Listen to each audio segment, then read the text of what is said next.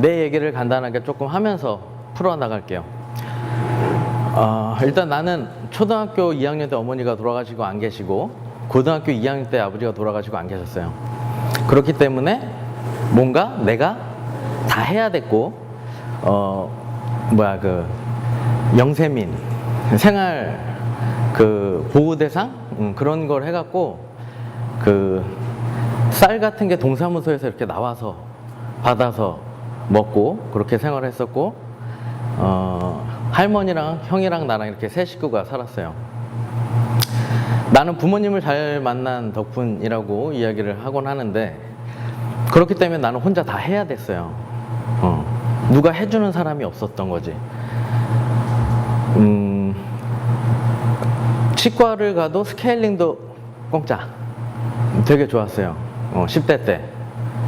그리고 고등학교 학비가 20만 원이었는데 학비가 없어서 학교를 못 다닐 뻔했어요. 근데 도와주시는 분이 있었어요. 어떤 치과 의사분이었는데 친구 아버지가 일하는 치과에서의 의사분이 돈을 좀 모아서 학비를 내주셨어요. 그래서 고등학교를 겨우 졸업을 했고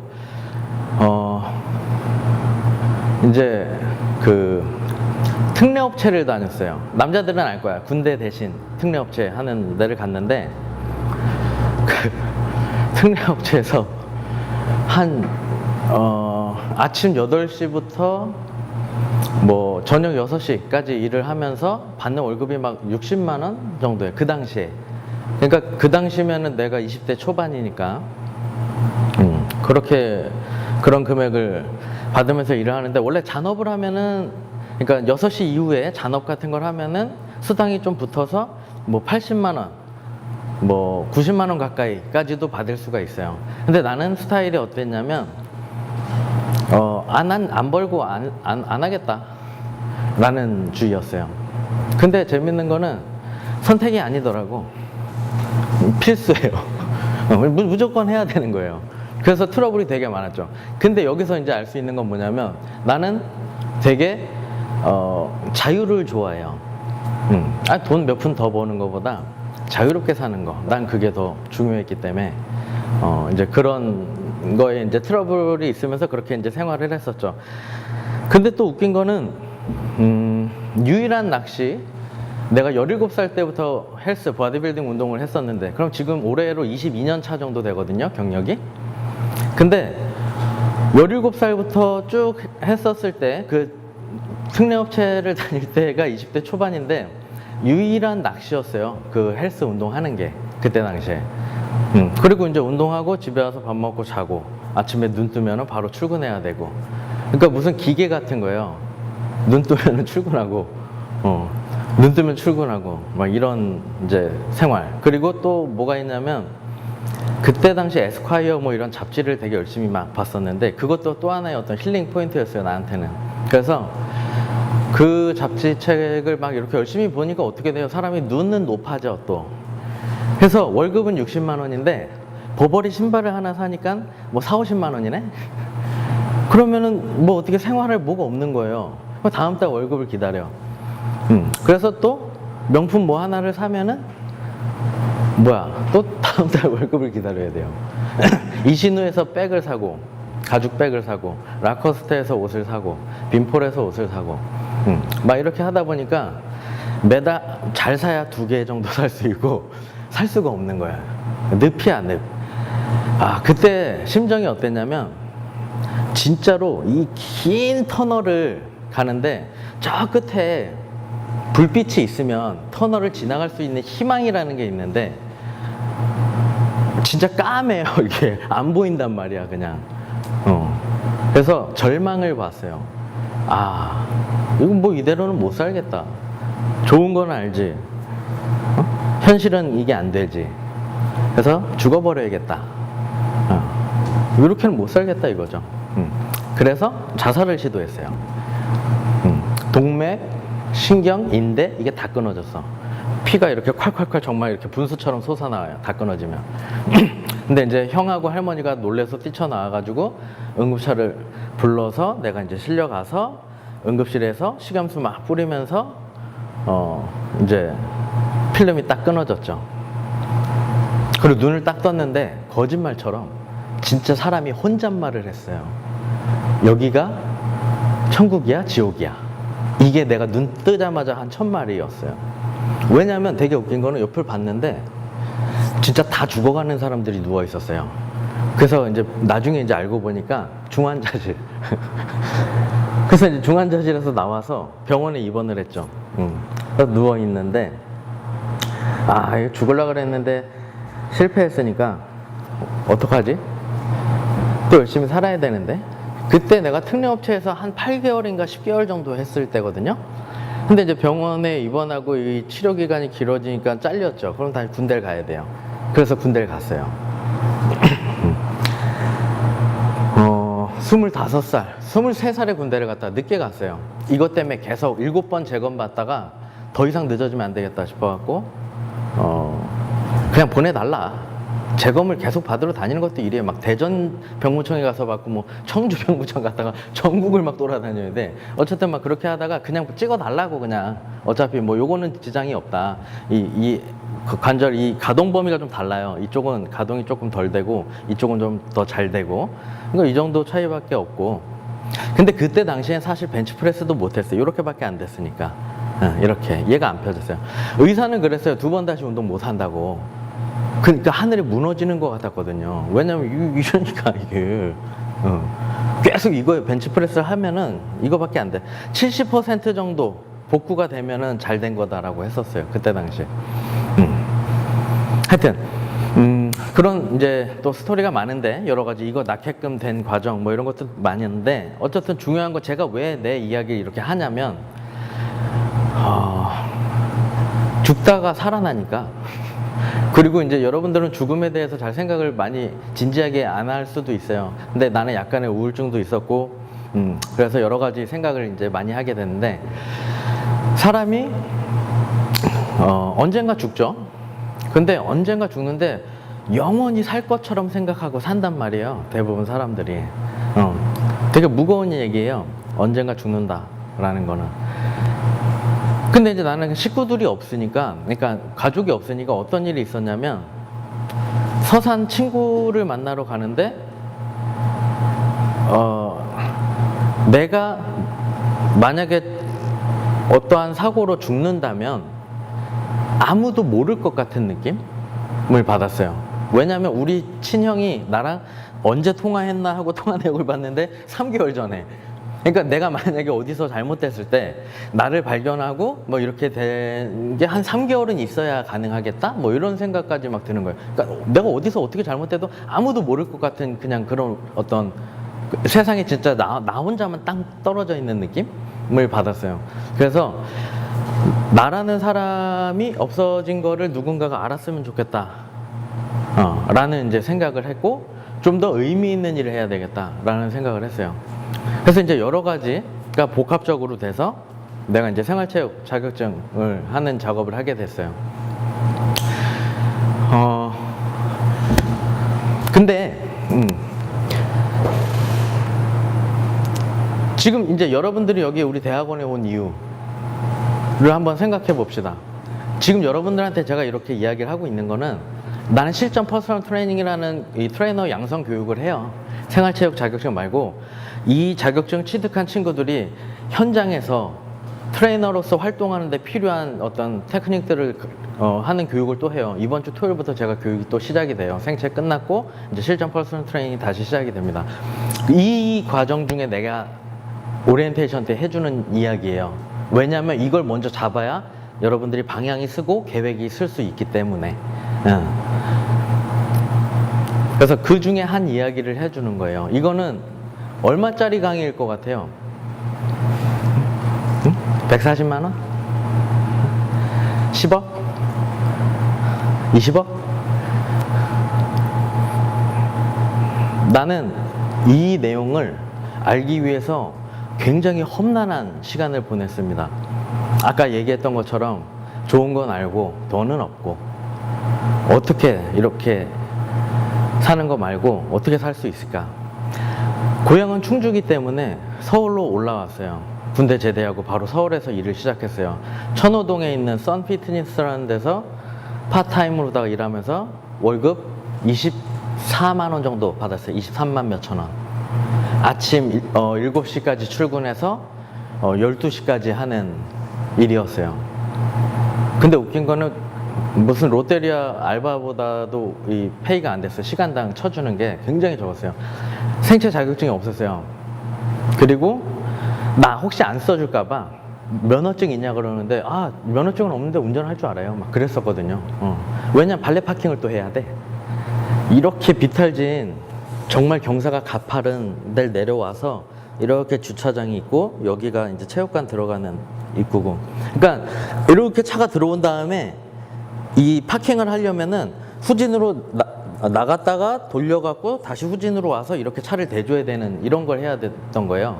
그리고 스쿼시 강습을 해줬어야 돼요. 스쿼시 매 시간마다 9시에 시작이면은 9시, 10시, 11시 뭐 이런 식으로 그 시간별로 계속, 그게 아마 30분별이었나 시간별이었나 그렇게 스쿼시 강습을 해줘야 돼. 내가 쳐줘야 되고 볼을 띄워주고 뭐 이런 거를 하면서 스쿼시 강습도 해줬어야 됐고, 출근하자마자 나가서 플랜카드를 걸어야 돼요. 그 현대백화점 있는 천호동 그 큰 사거리인가 오거리인가에 나가면은 플랜카드 이렇게 붙이는 그게 있어요. 기가 막힌 시간이에요. 내가 일했던 그 타임이 아침 7시부터 오후 12시. 아침 안 줘도 되고 점심 안 줘도 돼요. 진짜 기가 막혀. 그럼 나는 플랜카드 붙이러 나와서 앞에서 파는 샌드위치 같은 거 사 먹고, 그리고 이제 집에 지하철 타고 가면서 졸다가 막 놓치고 막 가고 뭐 이런 식으로 집에 가서 이제 밥 먹고 뭐 이렇게 했는데 교통비도 안 나옵니다. 근데 열정 하나로 한 거예요. 좋아하는 일이라는 거 하나로 한 거예요. 친구네 집에서 이렇게 빌붙어서 지냈는데 친구한테 밥 한 끼 사줄 여유도 없었어요. 내가 23만 원 받고 그때 첫 월급 때 뭐 했는 줄 알아요? 내가 이렇게 교육 때 물어보잖아, 우리 교육생들한테. 그러면 책 샀을 것 같아요 막 이래. 와 씨. 아직 날 잘 모르는 거지. 담배? 아니야, 그때는 내가 신발 살 여유가 없었지. 나도 생존을 해야 되는데. 그때 제일 먼저 산 게 디올 선글라스예요. 23만 원짜리. 기가 막히지 않습니까? 그 선글라스를 친구가 밟아갖고 깨졌어. 이렇게 깨졌는데도 지금까지 내가 갖고 있어요. 못 버리겠더라고. 하여튼 여러분들 돈이라는 게 가치가 달라요. 어떻게 벌었느냐에 따라서. 이제 여기 와 있는 여러분들은 분명히 더 나아지려고 뭔가 해보겠다는 의지를 갖고 와 있는 사람이라고 생각을 해요. 그래서 내가 도강하라고 내가 얘기도 해준 거고, 그런 사람들하고 이야기를 해야 이야기가 되니까. 성공하고자 하는 그 사람의 그 마음이 어떻게 해야 성공할 수 있는지 혹시 아세요? 저 성공하고 싶은데 어떻게 해야 성공해요? 이렇게 물어보니까 바닷가에서, 이 이야기 모르시는구나. 바닷가에서 굉장히 성공한 그 노인분이 있는데 그 노인한테 저 성공하고 싶은데 어떻게 해야 성공할 수 있습니까? 진짜 성공하고 싶냐? 예. 진짜 하고 싶냐? 예. 그럼 따라와. 바닷물로 들어가요. 여기까지 오는데 들어가. 그 다음에 머리를 붙잡고 쳐박아요. 바로. 밑도 끝도 말도 안 하고 그냥 빡. 그러니까 얘가 으아 이렇게 나오잖아, 그죠? 그럼 나오자마자 또 쳐박아. 그래서 다시 으아 나오잖아. 이 노인 내가 미쳤나 이러면서 다시 또 쳐박아. 머리를 물에 계속 쳐박힐 때 어떤 생각이 들 것 같아요?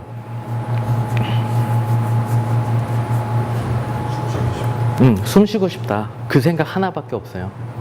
뭐 살고 싶다도 아니야. 그냥 숨 쉬고 싶다지. 이해되시나요?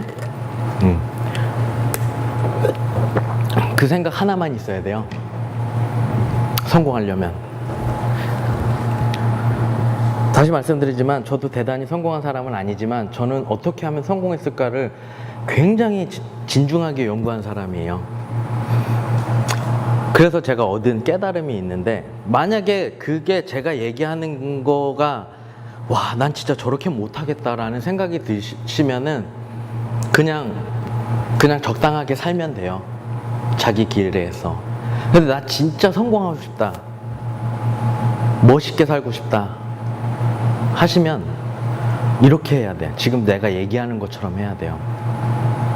지금 여러분들 얼굴을 보면은 다 너무 좋아, 얼굴들이. 헬스 하는 사람, 헬스 봐봐, 굳은 살 있지? 헬스 하는 사람 있지? 있잖아. 그치? 나도 운동을 굉장히 열심히 안 하지만 나도 굳은 살이 좀 있거든? 한번 보여줘봐. 여기, 저기. 봐봐. 도 그렇고. 얼굴이 저렇게 돼야 돼요. 내가 봤을 때 그런 얼굴을 지금 갖고 있는 친구는 승재밖에 없어. 뭔가 혹독하게 하고 있는 거야. 이건 욕하는 게 아니에요. 정말 혹독하게 뭔가 굉장히 열심히 하고 있는 거라고. 너무 피곤한 상태야, 지금. 과부하야, 내가 볼 땐. 얼굴이 가야 돼, 저렇게. 저런 식으로 가야 돼. 저렇게 안 되고 성공할 수 없어요. 잘 될 수 없단 말이야. 그거를 인정해야 돼, 첫 번째. 그러면 나는 저렇게까지 할 자신 없다 싶으면 아까 얘기한 것처럼 그냥 살포시 저쪽으로 그냥 가시면 되는 거예요. 근데 진짜 멋있게 잘 살고 싶으면 저렇게 되는 시간이 필요해요. 제일 뭐냐면, 사람들은 노력한 만큼 얻고 싶어 하거든요. 근데 노력하지 않고 내가 무언가를 얻었으면 그것도 역시 노력한 거예요. 그 사람 입장에서. 무슨 얘기인지 알아요? 노력하지 않고 무언가를 얻으면 계속 노력하지 않고 무언가를 얻고 싶어 한다는 거예요. 자기는 그게 노력해서 얻은 거가 되는 거라는 거지. 노력하지 않고 얻으려고 하는 것 때문에 사람들이 망가져요. 혹독하게 노력하지 않고 될 수 있는 거는 없습니다. 그러니까 혹독하게 진짜 노력을 할 것인지 아닌지를 잘 선택을 해야 된다라는 거. 내가 잘 먹고 잘 살려면은 나 자신을 알아야 돼, 제일 먼저. 내가 어떤 사람인지. 누구나 다 똑같을 수 없죠. 누구는 뭐 직장 생활이 정말 적성일 수도 있고, 내 친구 중에 어떤 친구가 있냐면 나는 사업가 스타일이라고. 근데 우리 친구들이 5명이면 5명이 봤을 땐 다 쟤는 직장인 스타일이야 라고 얘기해. 근데 본인은 나는 사업가 스타일이야, 사업가 체질이야, 막 혼자 그러고 있어요. 자기 자신을 정확하게 알아야 됩니다. 자기 자신을 잘 모르겠으면 주위 사람한테 물어보셔야 돼. 그리고 사람을 알아야 돼요. 사람을 모르고 할 수 없어요. 이게 무슨 얘기인지 좀 어려울 수도 있는데, 사람을 알아야 돼. 자, 그러면 예를 하나 들어줄게요. 헬스장에서 트레드밀을 탈 때 개인 이어폰을 가져오시기 바랍니다 라고 써붙여 놓은 복싱 체육관이 있어요. 이거보다 조금 더 공격적으로 써붙여 놨어요, 내가 봤을 땐.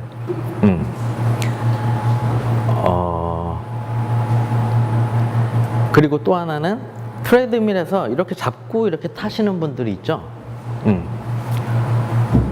이거 잡고 타시면은 기계에 고장이 있을 수 있으니 손을 놓고 타시기 바랍니다 라고 써붙여 놓은 체육관이 있어요.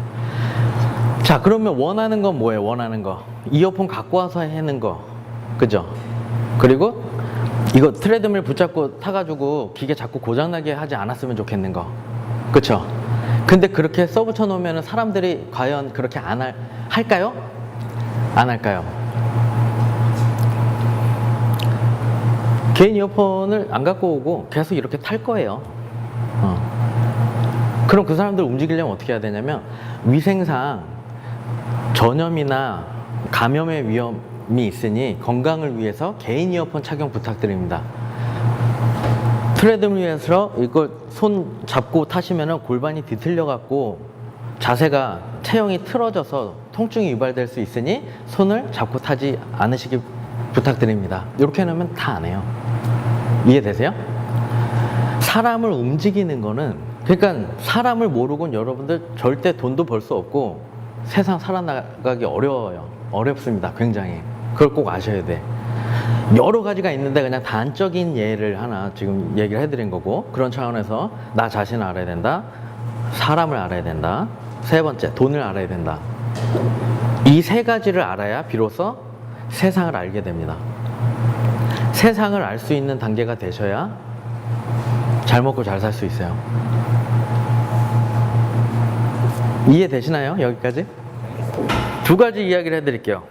굉장히 중요한, 첫 단추를 잘못 깨맨 사건이 두 가지가 있어요. 첫째, 교육. 지금 내가 이야기하거나 뭐 어떤 교수님이 이야기하거나 했을 때 우리는 다 이렇게 아무 말도 하지 않고 가만히 있는단 말이야. 그쵸? 왜냐면 우리는 그렇게 배웠기 때문에 그래요. 미국은 안 그러죠. 막 자기 생각을 자유롭게 이야기하고 그거에 대해서 책임을 질 수 있고 뭐 이런 차원, 자기 의견을 낼 수 있는. 그 내가 우리 단톡방에 그걸 올려놨었단 말이에요. 초등학생이 이렇게 써놓은 그 글. 그렇게 자기 생각을 용기 있게 쓸 수 있는 게 초등학생 때부터 우리는 차단당해요. 정답이 아니다 라는 거. 그쵸? 그러면서 우리는 다 공장에서 찍어내듯이 말 잘 듣는 착한 아이로다가 성장하게 됩니다. 이 교육이 왜 이렇게 됐냐면, 나는 너무 궁금해서. 왜냐면 여러분들 생각을 해보세요. 돈을 알려면 돈이 왜 뭔지 정확히 알아야 돼요. 돈을 모르고 돈을 어떻게 벌어? 알 수가 없어요. 정확히 알아야 돼요. 정확히 역사적으로 파고 들어가서. 나는 서울에서 자존심 때문에 센터에서 생활을 할 수도 있지만 그냥 길바닥 생활을 선택했어요. 김밥 한 줄로 3일씩 먹으면서 차에서 먹고 자고. 그래도 그거는 좋은 시절이었어요. 나한테는 차가 있으니까. 여름에 창문 열고, 더우니까 창문 열고 이렇게 차에서 일하고 자. 그러면은 모기가 들어와서 막 뜯어. 그러면 창문 닫고 또 있다면 너무 더워갖고 또 창문 열어. 눈만 감고 있는 거예요. 막 시동을 킬 수가 없어. 가스차였거든요. 우리 형이 구해다 준 대포차. 상사에서 날린 차, 가스차였어요. 가스를 넣어야 되잖아. 그게 돈이 나가니까 시동 켜갖고 에어컨을 켜기가 너무 불편한 거죠. 그래서 그냥 그렇게 차에서 노숙하면서, 월드짐 다닐 때, 그 한티역에 있는 월드짐 다닐 때 월드짐 근처에 골목에 차를 대놓고 거기서 노숙했어요. 아침 6시 출근이니까 좀 있으면 가가지고 샤워하고 일하고, 6시부터 오후 3시, 3시에 퇴근하면은 다른 데 그 엑스짐이라고 있는데 거기 내 프리랜서 PT로다가 하겠다라고 이제 이렇게 이야기가 된 데에 가서 또 프리랜서로다가 PT 뛰어서 밤 10시까지 하고, 일찍 끝나면 8시. 8시에 끝나면은 막 엄마들이 밥 먹고 가라고. 그러면은 안 되지만 알겠습니다 하면서 속으로는 한 끼 살았다 막 이랬어요. 진짜로. 어차피 가봐야 차에서 또 이건데. 그래서 그렇게 밥 얻어 먹고 차에 가서 또 자고, 이 생활이었어요. 근데 이 생활 전에는 차도 없으니까 그냥 빌라 계단에서 잤단 말이에요. 여기 뭐 102호, 101호 이렇게 있으면 그 바닥, 그냥 바닥에서 잤어요. 그럼 바닥에서 자면 냉기가 막 올라오잖아요. 겁나 추워요. 여름인데도. 새벽 2시 뭐 이런 데 이제 딱 가서 딱 누워. 그러면 설마 사람 안 나오겠지? 근데 사람이 딱 문 열고 나오면 뻘떡 일어나가지고 되게 민망하잖아요. 그 상황이. 그러고 이렇게 가고. 근데 또 그날 비도 오고, 내가 검은색 나이키 비닐 추리닝을 입었는데 껌이 붙었어. 이렇게 쫙. 근데 너무 서러운 거예요. 눈물이 진짜 펑펑펑 났어 그때. 근데 어쨌든 내가 그렇게 길바닥 생활을 그렇게 하면서 살아야겠는데 얼마나 연구를 했겠어요. 지금도 기억나요. 삼성 코엑스 뒤에 세븐럭 그 카지노 쪽에 길 이렇게 지나가고 있는데 SUV 포르쉐 타고 쫙 지나가는 차를 보면서 붙잡고 물어보고 싶었어. 어떻게 하면 이렇게 살 수 있어요? 어떻게 이런 차를 타고 이렇게 살 수 있어요? 그 정도로 절박했어요, 나는. 근데 직업이 참 좋은 게 PT를 하면은 약간 그래도 상위 클래스들을 만날 수 있으니까. 그래서 저는 레슨을 하면서 친해지면은 계속 물어봤어요. 어떻게 사장님 돈을 버셨어요? 대표님 어떻게 이렇게 성공하셨어요? 이거를 나는 내 고객들 만나는 사람마다 다 물어봤어요. 그래서 그걸 내가 다 메모하고 정립을 해놨어요. 그래서 내가 굉장히 큰 깨달음을 얻었죠. 교육은 그래서 파봤죠. 왜 우리가 이렇게 됐을까? 라는 거 파봤죠. 록펠러라고 아세요? 록펠러? 미국의 석유왕 록펠러. 록펠러가 교육에 대한 권한을 자기한테 달라. 그러면 나는 뭐 다른 거 뭐 이렇게 욕심 안 내겠다, 관여하지 않겠다 라고 했어요. 그래서 록펠러한테 그 권한을 줬습니다. 그래서 학교 교육에 대한 커리큘럼에 대한 거를 짤 수 있는 권한이 록펠러한테 있었다고 해요. 그 록펠러는 굉장히 큰 석유 회사를 운영하는 오너인데 직원이 필요하겠습니까? 아니면은 깨어있는 그 창의적인 어떤 사장이 필요하겠어요? 직원이 필요하겠죠, 당연히. 그래서 말 잘 듣는 착한 아이로 부리기 쉬운 커리큘럼을 구성을 합니다. 우리나라도 미국의 영향을 많이 받죠. 그래서 제가 아는 친한 이제 형님들은 그래요. 미국은 애들 키우기 참 좋아. 돈도 많이 안 들어가고 좋아. 다 뭐 국립 보내면은 다 싸. 거기서 제대로 된 교육을 해줄까요? 록펠러가 만든 학교 무료. 그럼 록펠러는 굉장히 추앙받을 수도 있는 거고, 그죠? 그리고 말 잘 듣는 착한 아이로다가 키워지는 교육을 받게끔 되겠죠. 우리나라도 마찬가지. 주입식 교육, OX, 정답 찾기의 오류에 빠져 있죠. 창의적인 거, 자기 생각을 이야기하면은 꼴통, 문제야로 낙인 찍히죠. 다 똑같은데 너네 둘만 왜 이렇게 꼴통짓을 해? 이렇게 되는 이 환경 속에서 자라니까. 재밌는 영상이 있어요. 오바마 대통령이 우리나라에서 G20 성공적으로 개최했을 때 기자들한테, 한국 기자분들한테 질문권을 주고 싶습니다 했을 때 그 반응. 아무도 손들고 질문하는 사람이 없었어요. 근데 짱깨 기자가 딱, 제가 아시아를 대표해서 질문을 드려도 괜찮겠습니까? 그러니까 오바마가 노. 나는 한국 기자분한테 기회를 드린 겁니다. 한국 기자분 질문하실 거 없나요? 아무도 손들고 대답하지 않아요. 그러니까 오바마도 민망하게 웃으면서 넘어갑니다. 굉장히 충격적인 그 영상이 있는데 그게 우리나라의 어떤 현 실태라는 거. 더 창의적으로 우리가 살아갈 수 있을 건데 그런 교육을 잘 받지 못한다라는 거를 많이 고민했어요. 그래서 그런 것들을 어떻게, 실질적인 내용을 어떻게 전달할 수 있을까, 이런 거를 많이 연구를 했었고, 그래서 실질적인 거 위주로 이야기를 해드리려고 하는 거예요. 그래서 제가 하는 교육들은 거의 다 굉장히 파워풀해요. 그냥 교육으로서의 그냥 교육이 아닌 진짜 필요한 교육을 합니다. 재밌는 게 뭔지 알아요? 경영학과를 가면은 경영학과 교수님 계시잖아요. 좀 이따가 이제 할 이야기에 또 언급이 되겠지만 경영학과 교수님이 경영을 하고 있는 경우들은 거의 없어요. 그냥 월급 받는 교수님일 뿐이에요. 아니 파트타임 강사일 뿐이에요. 근데 경영학을 가르칩니다. 그럼 그 사람한테 우리가 경영할 수 있는 거를 뭘 배울 수 있어? 이거 말이 되는 거예요, 이게? 물론 안 그런 교수님도 계실 수 있죠. 그리고 또 하나는 돈이에요. 부자들은 창의적으로 돈을 어떻게 관리해야 되고 이런 것들을 계속 교육해요, 밑에 자식들한테. 그래서 그 부를 계속 이어갈 수 있게끔 만들죠. 교육은 불공평한 이점을 제공합니다. 그 무슨 얘기냐면 교육받지 못한 사람하고 교육받은 사람하고는 게임이 달라져요. 여기는 총칼 들고 싸우는 거고 여기는 미사일하고 핵폭탄이에요. 그렇기 때문에 이런 교육의 시간이 굉장히 중요한 거고, 인터넷 상에서의 마케팅에 대한 거를 배우려고 하루 8시간 교육에 130만 원을 내고 가서 들었어요.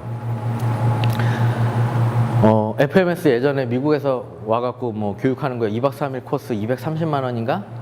그것도 들었었고, 저는 버는 족족히 다 배움에 투자했어요. 안 그러면 답 안 나오니까 어차피. 그래서 항상 나는 통장의 잔고가 0이었어요. 그래서 내가 어떤 생각을 갖고 있었냐면 40살까지는 공격적으로 나 자신한테 투자하자.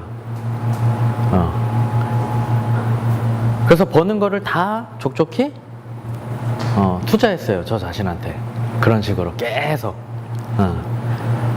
그래서 제가 되게 다방면에 여러 가지를 많이 알게 됐어요. 필요한 거는 찾아보고 배우고 계속 습득하고. 그래서 지금 여러분들한테도 이런저런 이야기를 해드릴 게 되게 많은데, 그렇게 이야기해드리고 싶은 것도 많고, 지식 중요하죠. 근데 그 지혜를 이야기하고 싶은 거고, 이거 카메라 세팅하는 것도 제가 일부러 갖고 왔어요. 보여드리려고. 이게 왜 중요한지. 이거 뭐 누가 배워서 하는 거 아니에요? 내가 계속 이렇게 만지고 하면서 뭐가 필요할까, 어떻게 해야 될까 하면서 핀 마이크 사가지고 해보고, 또 다른 마이크 사서 해보고 막 이렇게 막 해보는 거예요. 그러면서 이렇게 계속 해나가는 거죠. 근데 이게 왜 필요하냐? 돈을 버는 어떤 수단, 과정에 있어서 필요합니다. 내가 엄청 트레이닝을 잘해요. 굉장히 잘해. 그럼 뭐예요? 고객이 없으면. 그렇지 않아요? 근데 많은 사람들이 큰 착각을 하고 있죠. 내가 엄청나게 지식이 많고 트레이닝을 진짜 잘하면 되게 많은 돈을 벌 것처럼 생각을 합니다. 그렇지 않아요. 마케팅 해갖고 고객 매칭하고 고객 상담하고 결제를 이끌어낼 수 있는 능력이 있어야 할 수 있는 거죠. 그러면 아까도 얘기했죠. 인문학, 사람을 관계할 때 어떻게 해야 되는지를 알아야 등록을 이끌어낼 수 있죠. 뭐 하려면 하고 말려면 마세요, 뭐 이런 건 아니잖아요, 그죠? 프리랜서 트레이너를 제가 채용해가지고 체육관에 풀어놨을 때 운동 안 하면 골반 여기 엄청 아프실 건데, 아유 무릎 엄청 아프시겠다. 아우 나중에 진짜 이거 엘보로 엄청 고생하세요. 이제 800만 원 쳤어요, 매출 그달. 내가 뽑아놓자마자. 뭔 줄 알아요? 사람을 움직이려면은 혜택을 주는 게 아니라 불이익을 줘야 움직여져요. 안타깝게도. 그리고 공포를 조성해야 움직여요, 사람은. 그래서 정치인들이 잘하는 방법, 미국 애들 특히 테러리즘, 뭐 와서 뭐 비행기 갖다 받고 뭐 막, 그죠? 그런 공포를 조성해 놓고 테러와의 전쟁을 선포합니다. 나 대통령 뽑아주세요.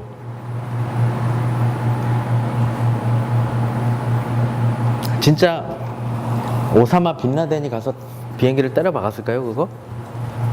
그럴 수도 있고 아닐 수도 있겠죠. 근데 무슨 얘기를 하고 싶은 거냐면, 우리가 갖고 있는 지식 여하에 따라서 그게 다르게 보일 수 있는 통찰력이 생길 수도 있다 라는 겁니다. 정답이 아니라 내가 이렇게 얘기하면은 내 생각하고 다르게 생각하는 사람들은 뭐 빨갱이 뭐 이런 거 아니거든요. 이거 이럴 수도 있다. 저럴 수도 있다. 열린 사고로다가 생각하고 받아들일 줄 알아야지 우리가 더 성장할 수 있다 라는 이야기를 하고 싶은 거고, 자, 돈이라는 것도 아까 얘기했듯이, 자 보세요. 예전에 남자들은 다 노가다를 떼어봤을 거예요, 그죠? 떼어봤죠? 안 떼어봤어요? 자, 진짜 곱게 자랐어. 완전 곱게 자랐어. 근데 우리 인석이처럼 약간 정말 집이 괜찮아가지고 정말 이렇게 예쁘게 이렇게 잘 자라면은 나중에 이렇게 온실 속에서 나왔을 때 진짜 힘들어요. 힘들어질 수 있어. 그러니까 더 배우려고 한다고. 아, 진짜 내가 그동안 부모님 그늘에서 되게 편하게 있었구나, 막 이런 얘기를 나랑 집에 가면서 하거든요. 내가 같이 차 타고 데려다 줄 때. 나는 노가다를 많이 떼어봤어요. 고등학교 때, 중학교 때도 떼어봤고. 근데 어쨌든 노가다 그때 당시에 뛰면은 공포의 죽음의 666이라 그래서 내가 666 아침 6시에 가서 저녁 6시까지 일을 하면서 6만 원을 받았어요. 그러면은 12시간을 쎄 빠지게 일하고 6만 원을 받잖아요. 내가 제일 먼저 6만 원을 딱 받으면 뭐 했을 것 같아요? 덜덜덜 떨면서 담배를 사죠. 근데 담배를 살 때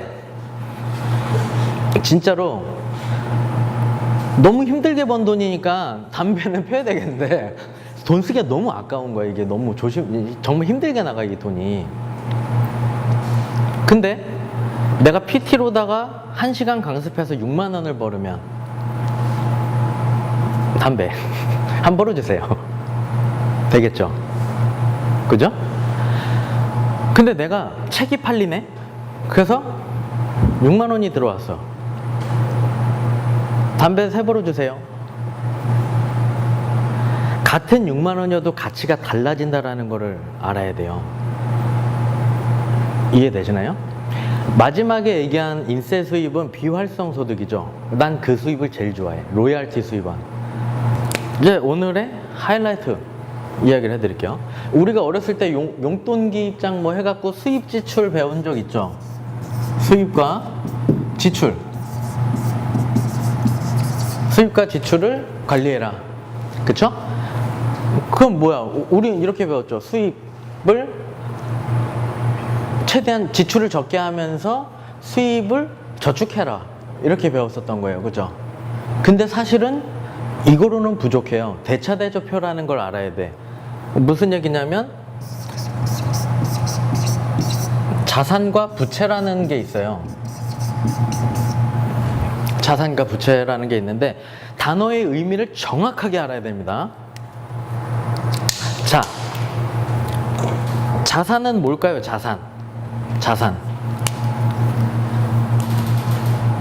자산의 정의는 아주 쉽게 설명해 드릴게요.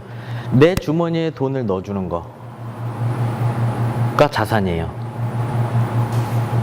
부채는 내 주머니에서 돈이 빠져나가는 거가 부채.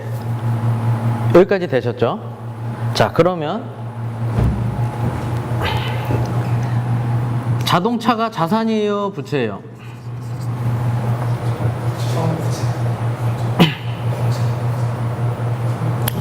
부채죠. 자, 집이 자산이에요, 부채예요?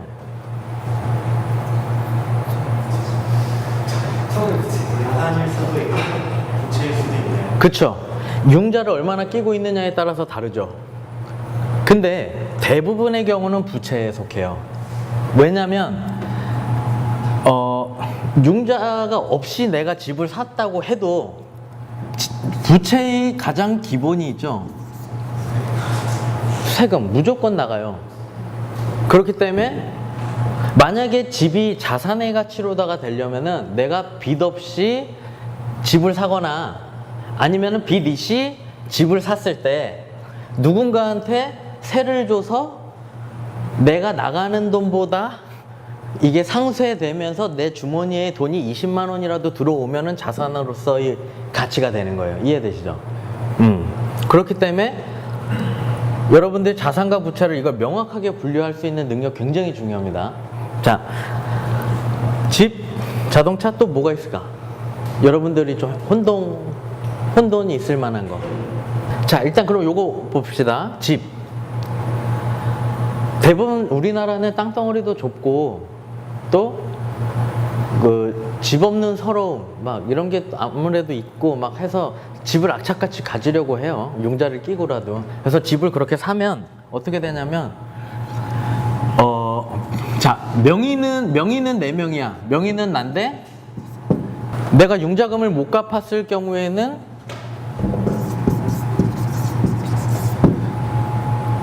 은행이 1순위로 가져갑니다. 이게 굉장히 중요한 사실이에요. 자, 융자금을 못 갚으면은 명의는 나니까 세금은 내가 내요. 근데 내가 융자를 못 갚으면은 은행이 1순위로 가져가요.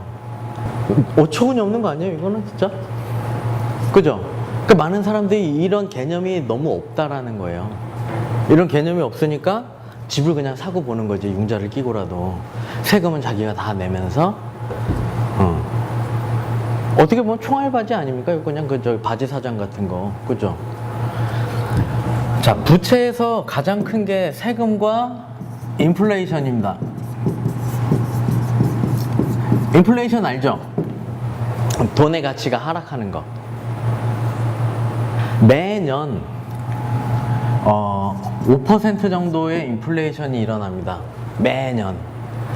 그러면 내가 100만 원을 내 장롱 밑에다가 넣어놓으면은 1년 후에 95만 원의 가치가 있는 100만 원이 되는 거예요. 그러니까 알게 모르게 우리는 계속 마이너스 5%를 매년 경험하게 됩니다. 최소. 그리고 세금. 이 두 가지가 가장 큰 부채예요. 그리고 잘 생각해 보세요. 여러분들이 사용하는 것, 자, 부채, 그러니까 휴대폰, 그죠? 인터넷비, 그죠? 인터넷 사용료, 그리고 저 같은 경우는 멜론. 매달 내 주머니에서 돈을 빼갑니다, 얘네가. 여러분들 잘 생각해 보셔야 돼요. 이거는 당장 실천할 수 있어요. 내가 부채가 어떤 게 있는지를 리스트업 해보고 여기서 최대한 줄일 수 있는 거는 줄여놔야 돼. 그러니까 나도 모르고 냅둬갖고 멜론이 원래 그 30곡 다운로드 되면서 스트리밍 되는 거가 뭐 15,000원 이랬단 말이에요.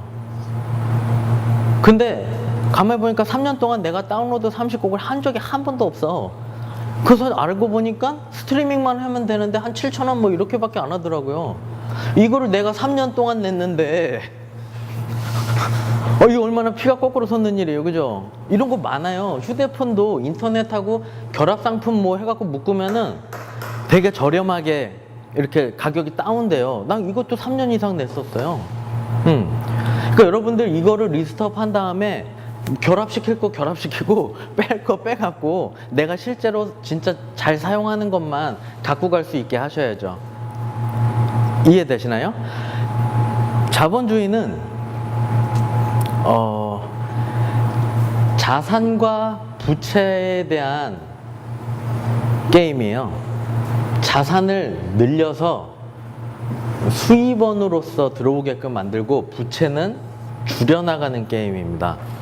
여러분들이 자산을 늘리는 데 집중하고 부채를 줄이는 거에 집중해야 돼요. 그러면 여러분들은 나중에 자유를 얻을 수 있습니다. 프리. 이게 왜 중요하냐? 사람들은 돈이 많으면 부자라고 생각을 많이 하죠. No. 의사가 만약에 월 1,000만 원 이상을 벌어. 뭐 1,500을 번다고 칩시다, 의사가. 의사가 부자예요? 시간이 없는데? 맨날 환자 보고 있어야 되죠. 어디 뭐 해외 뭐 일주일이고 뭐 보름이고 편하게 언제든 문 닫고 놀러 갈 수가 없죠. 부자는 돈하고 자유 시간이 얼마냐에 따라서 부자로 이렇게 나뉘어지는 거예요. 돈만이 아니에요, 결코. 이거가 만나서 부자가 아니에요. 프리, 자유 시간이 얼마나 많나요? 자, 누구든지 이 4분면 안에서 무조건 돈을 벌게 돼 있어요. employed, 월급 생활자. 그리고 이거 이제 셀프 employed. 이건 뭐냐면 전문직. 그러니까 의사, 변호사, 퍼스널 트레이너, 자영업자, 운동선수, 연예인. 이해되시죠?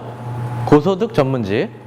그리고 여기는 비즈니스 오너, 사업가. 여기는 인베스터, 그 투자가. 누구든지 이 범위 안에서 돈을 벌게 되어 있어요. 그쵸? 자, 근데 이제 단점. employed는 아까 얘기했던 것처럼 가장 큰 부채에 속하는 세금이 30% 정도가 돼요. 여러분들 월급 만약에 200만 원이 기본급으로 고정되어 있는 사람이라고 봤을 때 한 15%는 무조건 먼저 떼이고 나서 받죠. 뭐 4대 보험이니 뭐니 해가지고. 그쵸? 그거 말고도 세금 나가지는 게 많이 있을 건데, 어쨌든 미국의 경우를 예를 들어서 제가 30%로 얘기를 한 건데, 우리나라도 이거 못지 않아요. 따라가고 있고. 그래서 못해도 20% 이상은 세금으로 나갑니다. 지금 제가 4대 보험 얘기한 것만 15%예요. 계산해 보세요. 나중에 월급 받는 금액이 있으면 얼마가 떼이고 통장에 들어오는지 보세요. 15% 정도 될 거예요.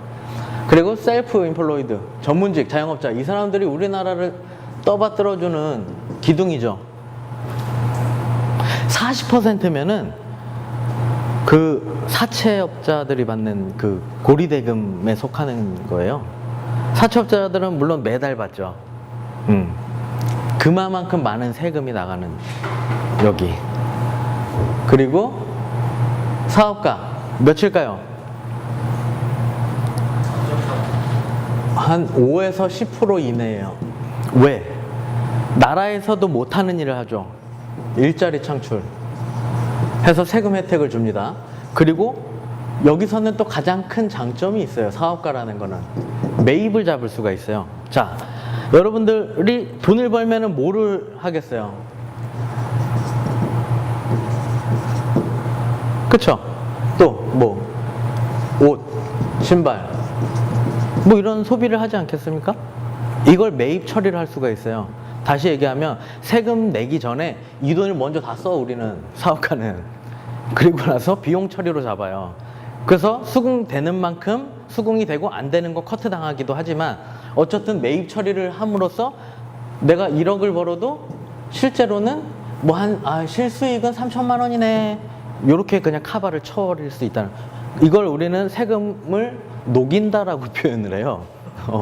먼저 쓸 거 싹 먼저 쓰고 그 다음에 남은 돈으로 이만큼 벌었습니다 하고 그 다음에 세금을 내요. 여기에서 내가 돈 받기도 전에 200만 원에서 세금이 먼저 나가지는 거랑, 내가 쓸 돈 다 쓰고 난 다음에 남은 찌끄라지에 세금 매겨지는 거하고는 차원이 다른 얘기예요. 이해되시죠?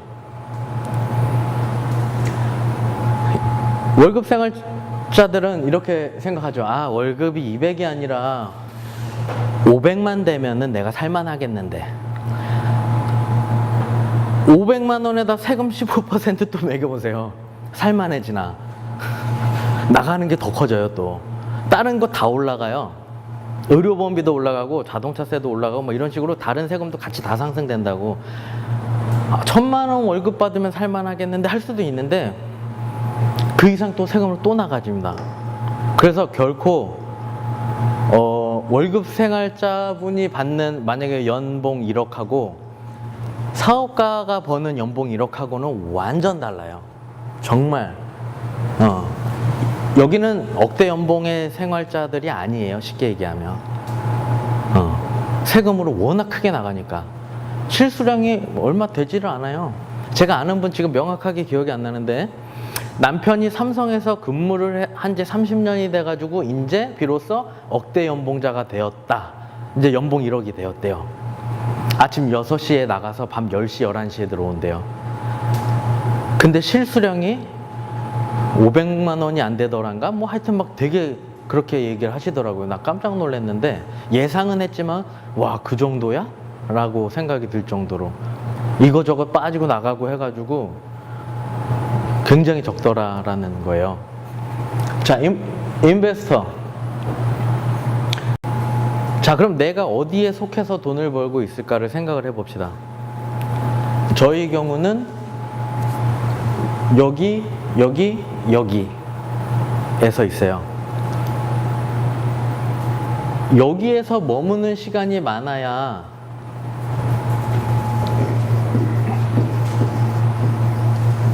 풀이와 함께 돈, 이 두 가지 토끼를 다 잡아서 진짜 부자로서 생활이 가능해져요. 여기 많이 벌죠. 연예인들 CF 하나 찍고 50억 벌고, 그죠? 뭐 50억 벌었어 만약에. 그러면은 뭐 반띵 해도 25억 뭐 이런 식이니까, 그죠? 어마어마합니다. 세금. 운동선수, 연예인들 다. 그러면 여기 있는 분들은 일로 되게 가고 싶어 할 거고, 여기 있는 분들은 또 일로 가고 싶어 하는 경향이 있어요. 그래서 왜 월급 생활 하시면서 회사 생활 하시던 부모님들이 은퇴자금, 퇴직금 받아갖고 치킨집을 차리죠. 자영업. 근데 자영업을 하면서 자기는 사업을 하는 줄 알아요. 자영업하고 사업의 차이점. 자영업은 내가 나가서 닭을 튀기는 거고, 사업은 다른 애가 튀기고 있는 거죠. 그러니까 나는 나가서 놀고 다른 사람이 치킨을 튀기고 있으면 사업, 내가 튀기면 자영업, 내가 묶여서 치킨 튀기고 있으면 자영업이 되는 거죠. 그래서 자영업하고 사업하고도 구분을 명확히 할 수 있어야 돼요. 사업가는 세금을 많이 안 맞는 이유 중에 또 하나가 뭐냐면 100% 자기 돈으로 하지 않아요. 만약에 내가 체육관을 낸다 그러면은 대출을 일으켜가지고 충당을 하죠. 빚을 냈기 때문에 빚을 내서 하는 애한테 어떻게 그 세금을 매겨요. 그죠? 그렇기 때문에 세금을 많이 내지 않을 수 있는 구조가 됩니다. 그리고 사람들이 이쪽 사분면으로 넘어오지 못하는 가장 큰 이유는 리스크죠. 근데 이 리스크가 관리 능력이에요. 관리.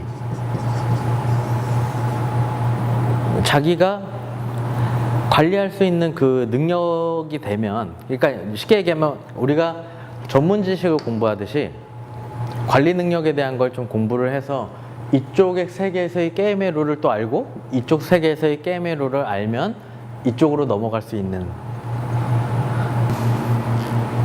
월 한 얼마면은 일 안 하고 살 수 있어요. 현석 씨. 아니, 인석 씨.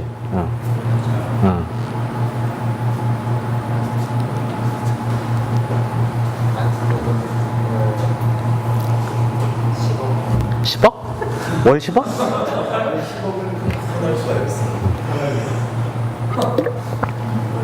그거 알아요? 그러니까 대한민국 평균이라고 하는 거를 보면 월급 200만 원인 사람들이 굉장히 많대요. 평균이 월 200 정도라고 해요.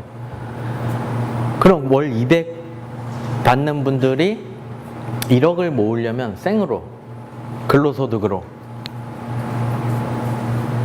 10년 걸려요.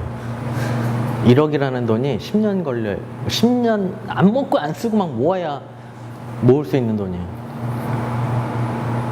그만큼 큰 거죠.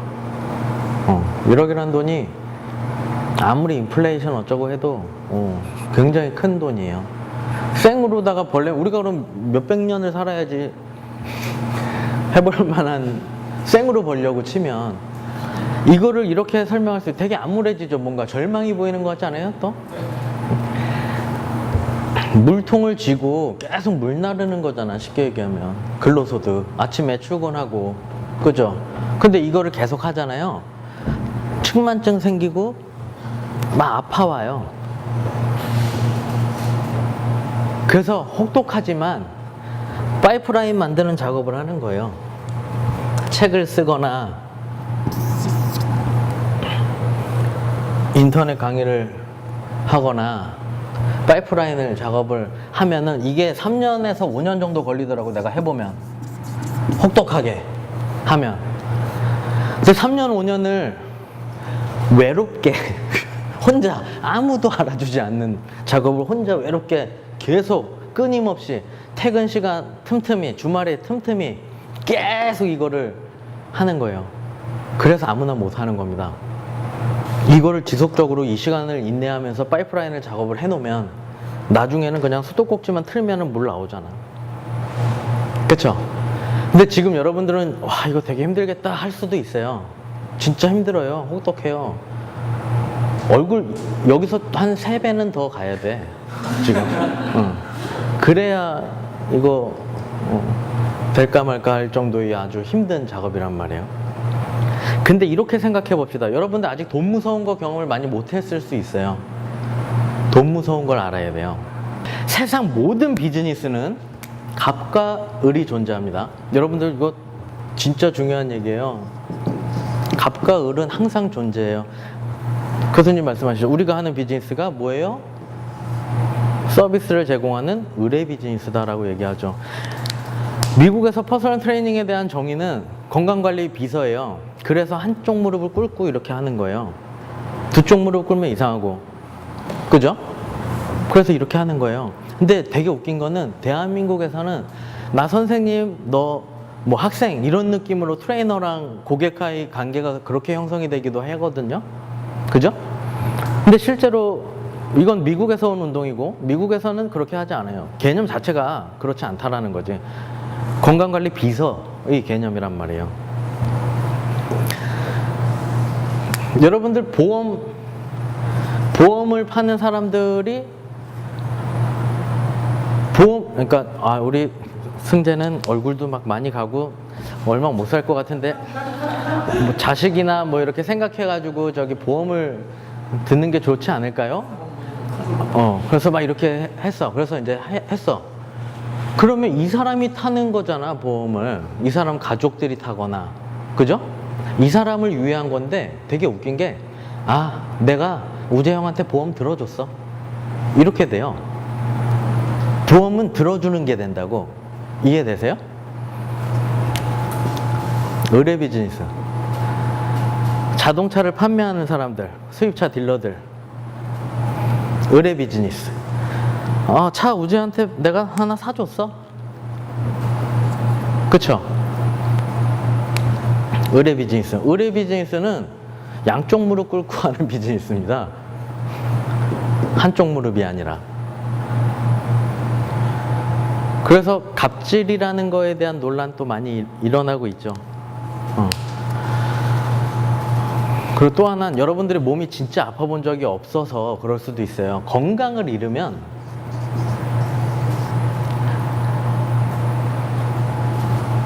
내가 일을 할 수 없을 때의 수입원이 절실하다는 걸 알게 돼요. 이 두 가지의 건강을 잃거나 갑질의 횡포에 내가 당해보거나 하면은 이 약 물고 이 작업 하게 됩니다. 저처럼.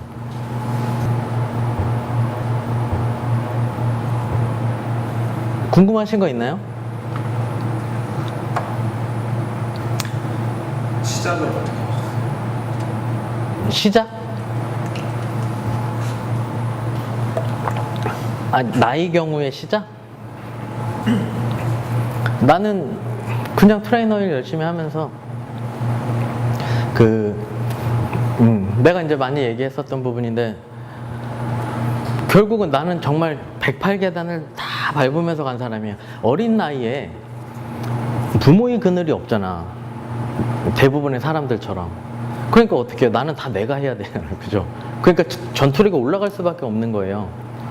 안 그러면 그냥 길바닥 인생인데. 그래서 23만 원 받고 30만 원 받고 60만 원 받고 90만 원 받고 110만 원 받고 120만 원이 꿈이었어요. 그때 당시에 월급 120만 원만 받으면은 이런 그 꿈이었던 그 시절. 그걸 다 인고의 시간으로다가 지내면서 내가 생체 자격증을 취득하는 그 과정에서 내가 한번 떨어지고, 내가 왜 떨어졌지? 막 너무 열받는데 이거를 도움을 줘야 되겠다 해서 스포드림 카페에다가 내가 올려놨죠. 시험에 합격하는데 이런 게 도움이 될 거다, 이런 어떤 족보 필요하면 내가 보내주겠다, 이메일 주소 알려달라, 이렇게 해놨더니 매년 문의가 계속 이메일로 오는 거예요. 매년 보내줬어요, 하나하나. 근데 이게 나도 현장에서 일을 하는데 자꾸 보내달라고 매년 더 많은 인원이 계속 그러다 보니까 글을 바꿔놨죠. 카페를 만들었으니 와서 다운로드 받아가라, 이렇게 스포드림 카페에 글을 바꿔놨어요. 그리고 다음 카페를 만들어서 거기다가 자료를 올려놓고 사람들이 다운로드 받아갈 수 있게 이렇게 해놨죠. 그냥 선의죠. 어떻게 보면 그냥 선의예요. 되게 재밌는 게 뭔지 알아요? 제가 지금 그룹화 작업을 하려고 수영, 배드민턴 해갖고 생활 스포츠 중에 제일 사람들이 많이 하는 거에 대한 카페를 네이버에 내가 쫙 다시 또 세분화해서 다 만들어 놨어요. 그리고 이제 실기 같은 거를 시험 보고 난 다음에 이제 그 글을 올려서 도움을 서로 주거니 받거니 해라 라는 어떤 장을 내가 만들어 놓은 거죠. 내가 테니스, 배드민턴 이런 건 전문가는 아니니까. 난 바디빌딩 하고 있고. 재밌는 거는 도움을 받으려고 하는 사람들은 있어도 도움을 주는 사람은 한 명도 없더라고. 내가 그 카페를 지금 한 2년 차 되는데 그 누구도 후기를 써놓은 사람이 없어요. 바디빌딩은 내가 다 쓰고 현장에서 리서치 해갖고 내가 하고 이렇게 하면서 또 사람들이 이제 써주고 막 이게 선순환이 일어나갖고 지금 메인으로 그렇게 카페를 운영하고 있는데 타 종목은 아무도 없다는 거지. 이것도 난 딱 얘기할 수 있어요. 진짜 이거는 나만 얘기할 수 있는 거예요. 여러분들 성공하는데 막 그런 거 있죠. 자기계발서 막 이런 거 누가 몰라 저거 그죠? 그래서 어쩌라고 막 이런 책들 많죠. 진짜로 실제로 나는 딱 그거를 정의했어요. 자기계발서에 나오는 내용을 70%를 제대로 내가 소화할 수 있으면 무조건 성공합니다. 대부분 사람들 70% 소화 못해요. 근데 되게 재밌는 건 또 뭐냐면 우리 저번 주에 박사님한테 강의 들었었던 그 심리학적인 내용 있죠. 그 내용에도 한 30% 정도가 들어가 있어요. 그 교회를 다니거나 불교를 다니거나 이런 데 가면은 한 40% 50%까지도 커버가 돼요. 좋은 얘기 해주잖아 가면은 계속. 그쵸? 너무나 당연한 좋은 얘기를 해주죠. 봐봐요. 나는 내 친구하고 술을 마시잖아요. 그러면 이 친구가 얘기하는 거 딱 들으면은 얘 아직도 멀었네. 얘 힘들겠다. 얘 지금 돈 못 벌겠네. 이걸 알아요. 얘기 몇 마디 해보면. 그럼 왜 어떻게 할까요? 이게 없으니까. 이게 안 갖춰져 있으니까. 여기에는 수많은 게 들어가 있어요. 당연히 기본적으로 근면, 성실, 메모하는 습관, 겸손, 부재중 전화가 왔을 때 리턴 콜 안 하는 사람들 있죠? 부재중 전화 보고. 그런 사람들은 다 끝이에요. 진짜로. 여러분들 되게 중요한 겁니다. 말 한마디 한마디 다 달라요. 밑에 거 보면은 연락 늦어도 양해 바랍니다. 이렇게 돼 있죠. 그리고 위에는 연락이 늦어도 양해 부탁드립니다로 돼 있죠. 이거 제가 얘기해서 바꿔놓은 거예요. 말 한마디를 아다르고 어다른데 이거 이해 못하면은 힘듭니다. 굉장히 다른 거예요. 이 어감이.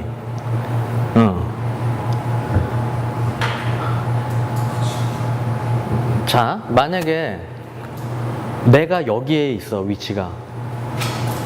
나는 겸손하게 막 한다고 했어요. 근데 내가 책이 나왔네? 똑같이 겸손하게 했어요. 겸손하지 않은 거야. 건방져진 거예요. 왜냐면 남들이 봤을 때는 책이 나왔기 때문에 내 위치가 여기에 있거든.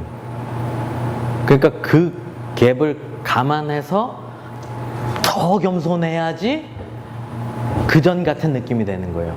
이해되세요? 자,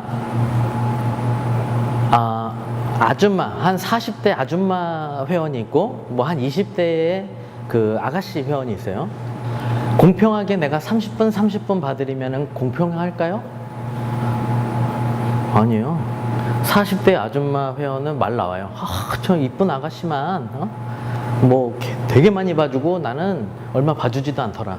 공평하게 하려면은 아줌마 한 50분 봐주고 아가씨 한 20분 봐주고 뭐 이러면은 말 안 나오죠. 비슷하게 한다 이렇게. 자, 아까 얘기한 것처럼 사람을 알아야 된다 그랬죠. 그냥 이렇게 절대값으로다가 가지면은 이게 안 맞는 경우들이 많아요. 사람은 기본적으로 감정이